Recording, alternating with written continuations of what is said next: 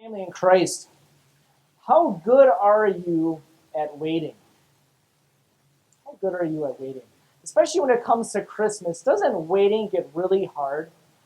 Did you ever find that perfect gift for somebody and you just couldn't help bringing it up constantly? Oh, I got you the perfect gift, but I can't tell you yet. I really want to tell you what I got you, but I gotta wait. It gets really hard when you're excited about something, right? It's hard to wait when you're excited. At Christmas time, oh, that's really amplified, and maybe it's more so for your kids or you who are kids, or even as you remember when you were kids, that Christmas was just this build up of excitement and anticipation. So as kids, how good were you or are you at waiting for those Christmas presents under the tree? Did you ever did you ever try to peek inside the wrapping paper? Maybe tear a corner? Or maybe if you're really bold, did you ever spend ahead of time trying to find presents where your parents would hide them? Did you ever do that? I did that once. I did that once and I found it. I found a present that I was going to get, and I was so excited to get it. The anticipation even was more, it built up even more because as I knew I had my little secret. I knew something that I was going to get. I saw it wrapped under the good Christmas tree. I couldn't wait to bring it out and play with it. And then the Christmas day came, and I got what I had been waiting for, and I was so excited. But you know what I found out later? Is that my parents knew the whole time that I had found it. I don't know how. My dad had Sherlock Holmes skills or something, but they knew the whole time that I found this gift. And here's what's even better. They had intended to not give me that present. They had gotten it, but they had gotten something they thought was even better, and so they had planned on taking it back. But since I had found that one thing, they decided they had better give it to me. Because they knew on a small scale that this proverb is true. Hope deferred makes the heart sick, but a longing fulfilled is a tree of life. They knew that as soon as I knew what I was going to be getting, I was so excited to get it, well, they kind of had no choice at that point. They had to give it to me. Or they could have been, really disciplinary and said, hey, tough cookies, guy, you're not getting what you found. But they were really nice and gave me the thing that I had been hoping for, that my heart had been longing for. Because what would have happened if I would have seen all those presents under the tree and not found the thing that I thought I was going to get? My little heart would have been broken. I've been so sad. Because I've been longing and anticipating and being excited for the thing that I thought I knew I was getting. Now, maybe for you guys, Christmas, you don't really long for the presents anymore. Maybe presents are a fun distraction. Maybe they're kind of exciting sometimes, but I'm assuming that by now, as you've grown up a little bit, you kind of just anticipate something else about Christmas. Maybe it's the time together as family. Maybe it's the time off from work. Maybe it's the fun feelings of the decorations around you. Maybe it's the parties that you get to go to.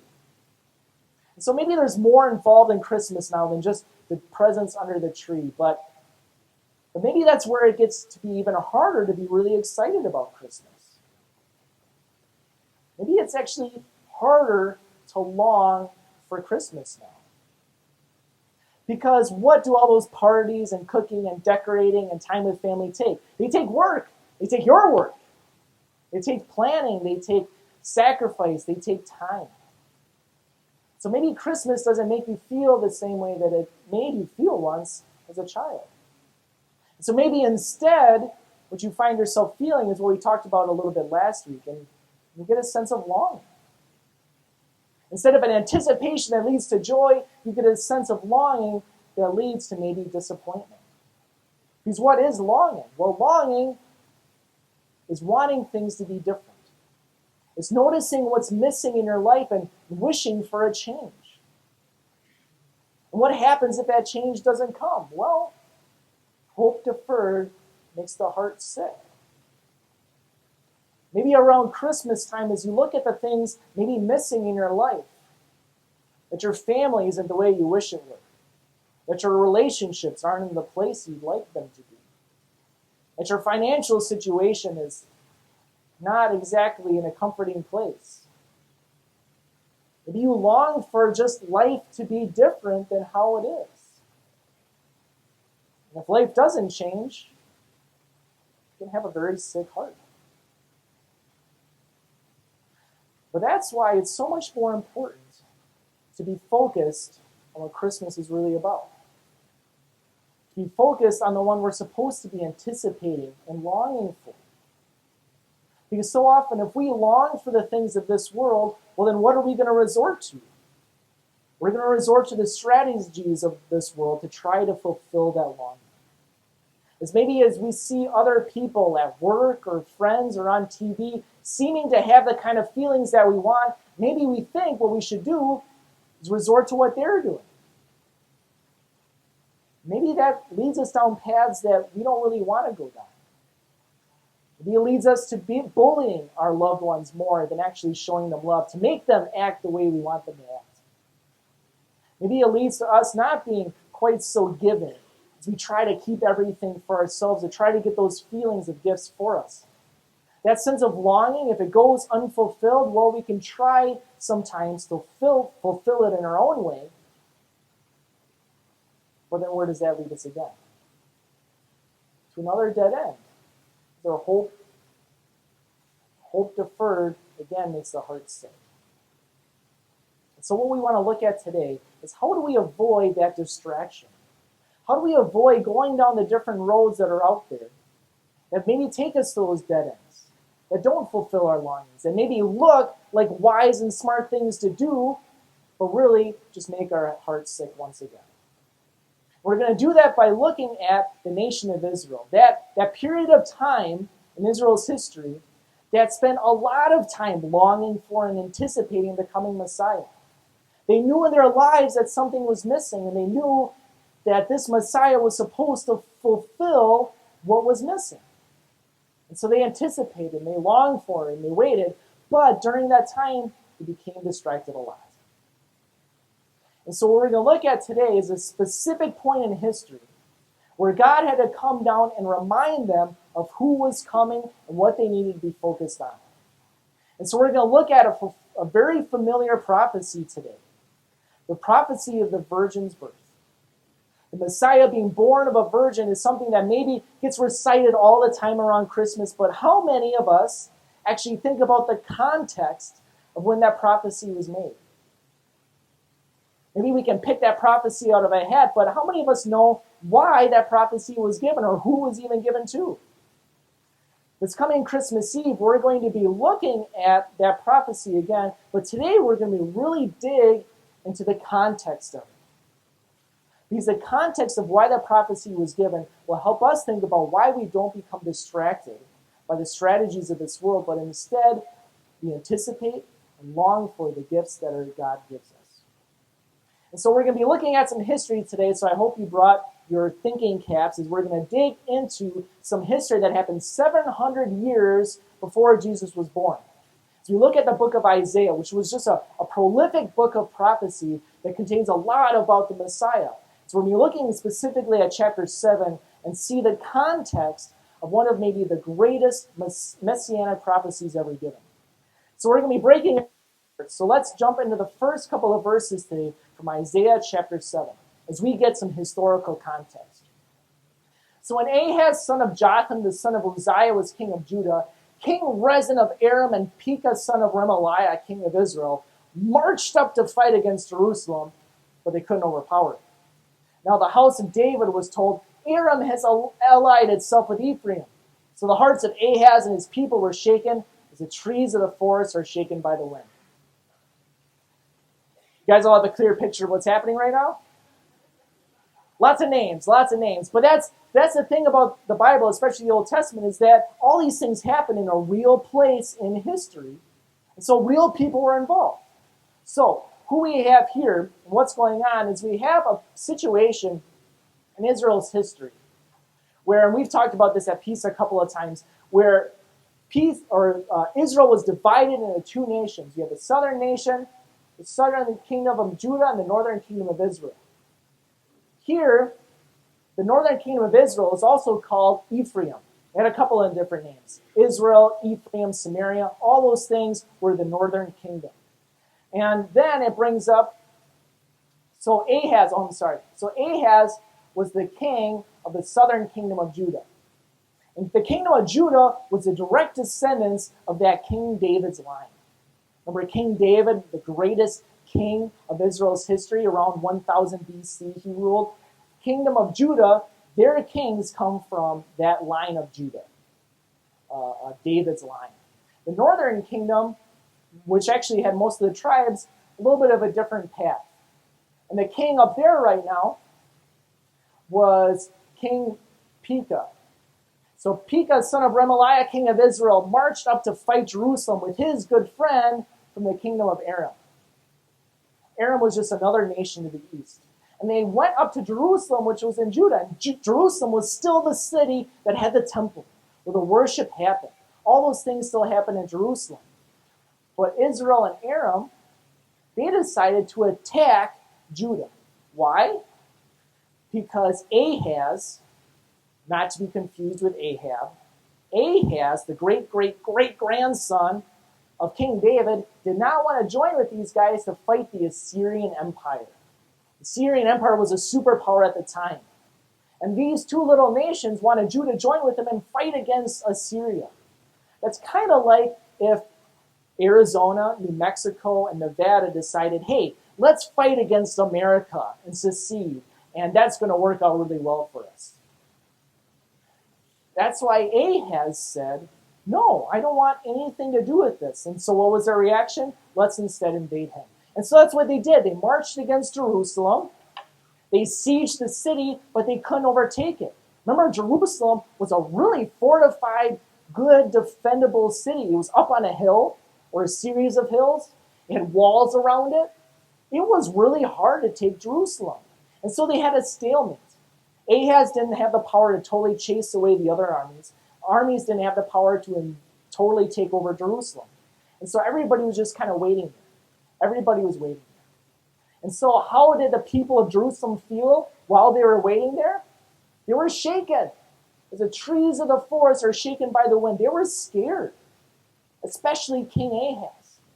As he overlooked these armies, as he thought about how to take care of his city, he longed for a way to make this problem go away. He longed for a time when he didn't have to deal with this garbage. He wanted so badly for things to be peaceful again. So that's where they are at right now.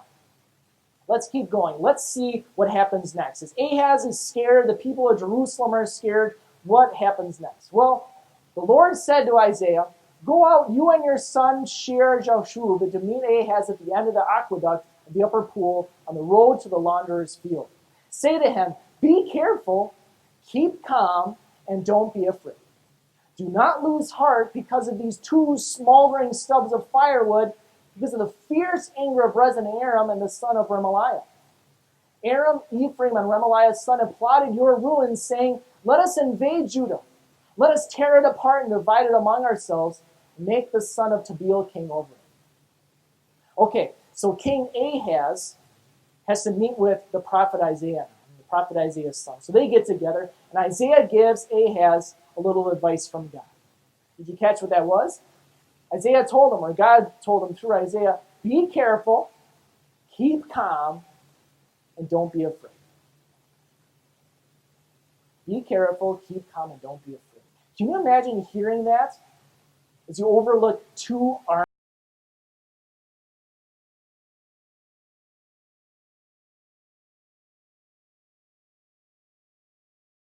Bad problem. Ahaz didn't have the power to chase them away. He didn't have the power to fix this problem. This was really scary. How could God possibly say, keep calm and don't be afraid? Well, because God had a different perspective. You see what God called those two armies, those two kings, those two nations?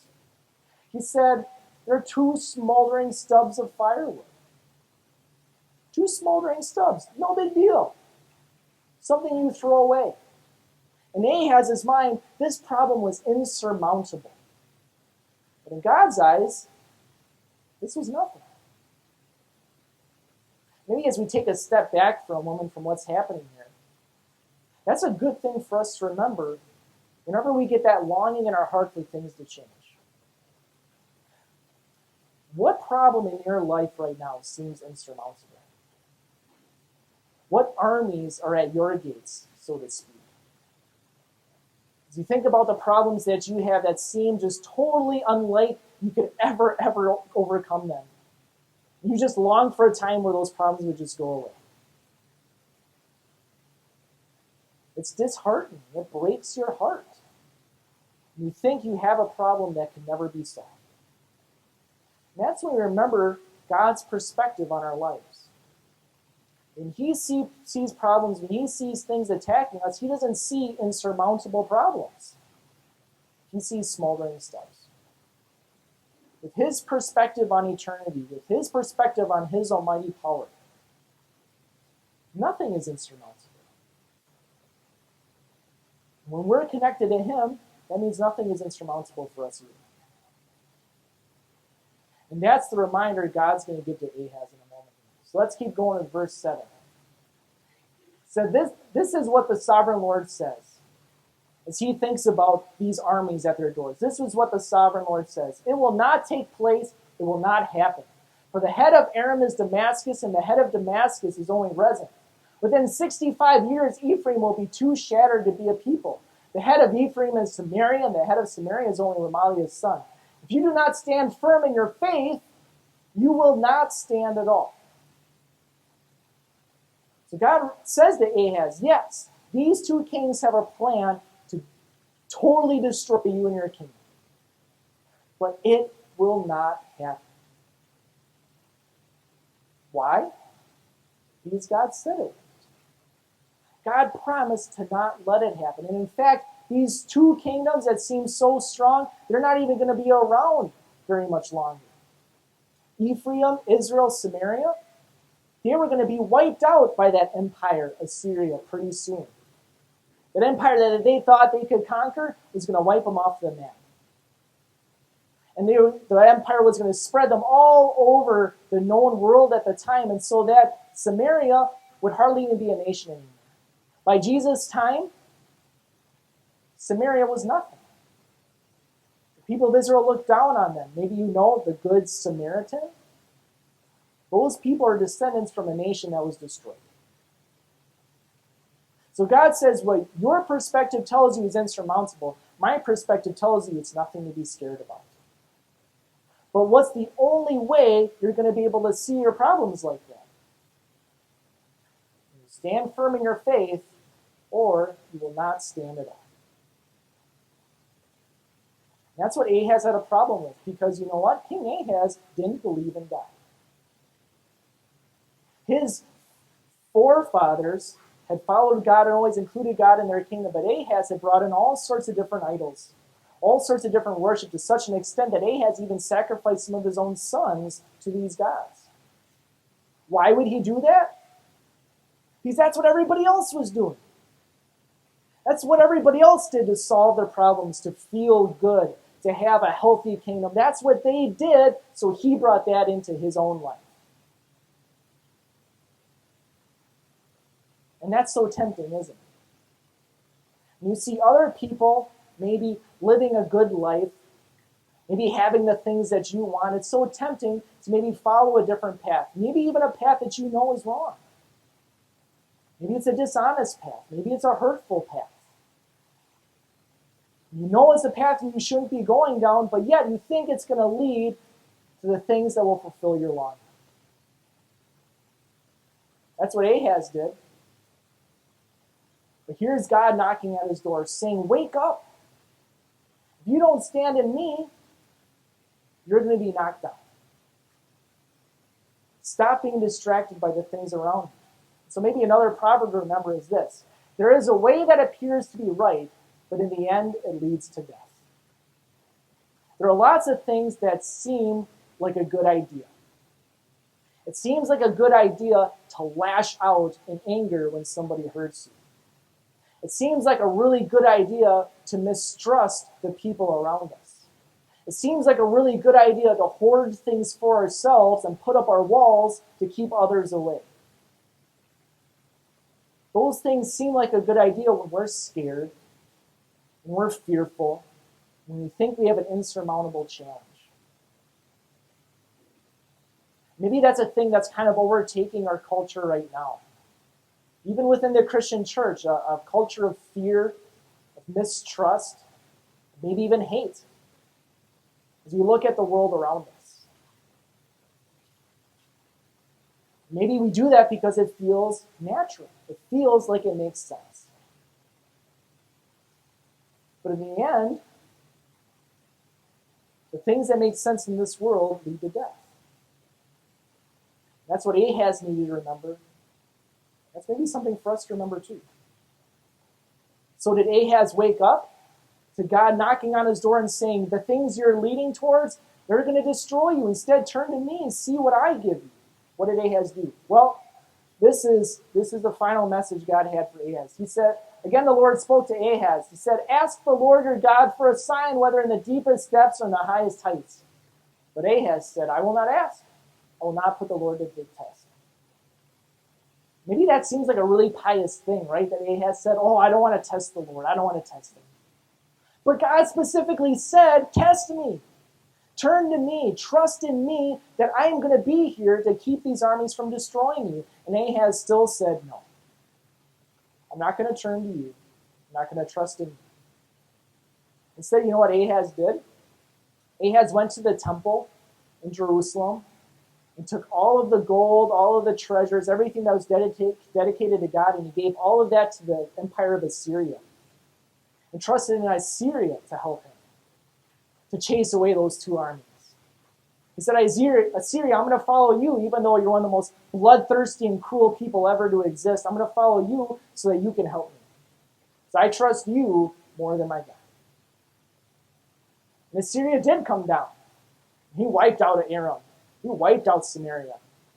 He very nearly almost wiped out Judah too. And he came knocking on Jerusalem's door. It was God who defeated their army and sent them packing back to Assyria.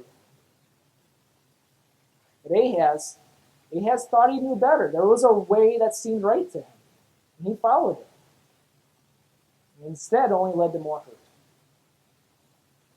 And so when Ahaz finally said, hey, I want nothing to do with you, God, God said this to Ahaz. Hear now, you house of David, is it not enough to try the patience of humans? Will you try the patience of my God also? Therefore, the Lord himself will give you a sign. The virgin will conceive and give birth to a son. Call him Emmanuel. Did you ever imagine that this prophecy would pop up at a time like this? In the middle of a war to an unbelieving king? God gives one of the greatest prophecies we know of. That there will be a sign. You, Ahaz, maybe you don't want a sign. Well, too bad. I'm going to give you a sign anyways. Why? Well, Ahaz might have been unfaithful. But here's the truth about our God. Our God is faithful. Our God keeps his promises. King Ahaz maybe didn't want to acknowledge that God was his God, but God said, hey, I'm your God whether you like it or not. I'm going to give you a sign. A sign that this kingdom will be saved in a way greater than you can even imagine.